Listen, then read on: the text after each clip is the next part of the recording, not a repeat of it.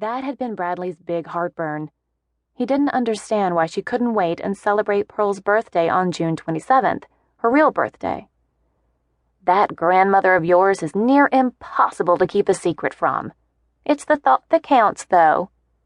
Aunt Millie cracked 2 eggs into the hot grease. So you think she knows? The eggs snapped and popped as they crisped in the hot grease. I didn't say that. You never know with Pearl. That gal has her thumb on the pulse of this town. Always has. The thought of the calorie-laden breakfast worried Jill a little. She had to squeeze into the form-fitting gown she'd picked out for the fundraiser, but saying no to her tummy now would be just plain cruel. Plus, Aunt Millie had gone to a lot of trouble. Millie slid a plate in front of Jill, then took off her apron and hung it on a hook next to the refrigerator. She glanced at her watch.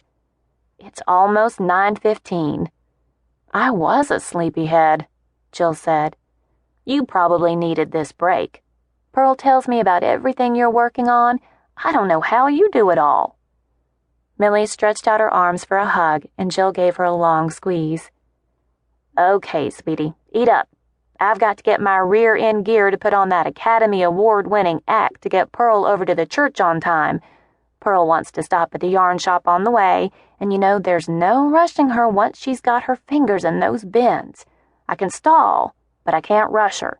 If I rush her, she'll definitely get suspicious. You're so right. I'll lock up when I leave. Thanks for the lovely breakfast. You're too good to me. Well, of course I am. I'm your favorite aunt.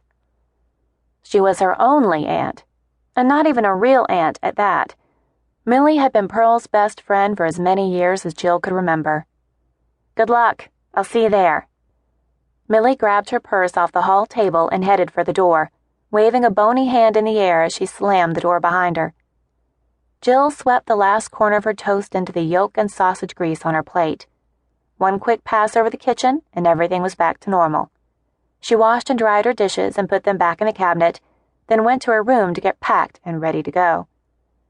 She checked herself in the full-length mirror in Millie's bedroom, then gathered her tote bag and headed to the car. Her brand-new car was covered in dust from the drive down the dirt lane. Bradley would freak if he saw it today. He'd talked her into getting the fancy BMW to replace her truck. It wasn't important to her, but he hadn't been a big fan of her truck being parked in front of the house. Tired of hearing his complaints, she let him have his way.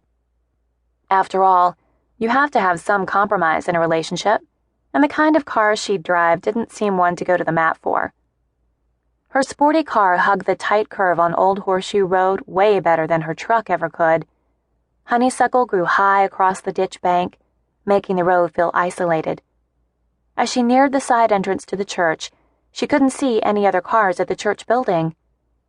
Maybe we will pull off the surprise. Gravel crunched beneath her tires as she pulled into the back lot to park among the dozens of cars already there. Jill grabbed a bag from the passenger seat and headed for the door.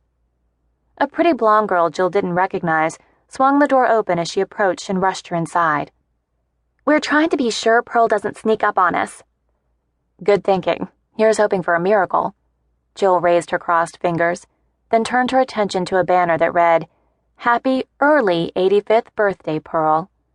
Silver duct tape secured the sign to the wall above a long table filled with home-baked casseroles and desserts. Bright balloons flanked the banner, and so many soared above the chair of honor that they threatened to lift it right off the floor. The thought of her tiny grandmother whizzing around the room above all the guests made Jill laugh. A stove-sized box heaping full of non-perishables was set up near the cake. The food drive was Pearl's pet project for the community, and cans were the perfect gift from Jill. She hitched the bag up onto her hip to add the canned goods she'd brought to the pile, then set a brightly wrapped package next to the cake. Mac's Bakery had outdone themselves. This cake had those food show creations beat hands down. The 3 tiers together stood over 2 feet tall. The top layer looked just like one of Pearl's award-winning chocolate pecan pies. The bottom layer was a fondant woven basket full of colorfully frosted cupcakes that looked like yarn.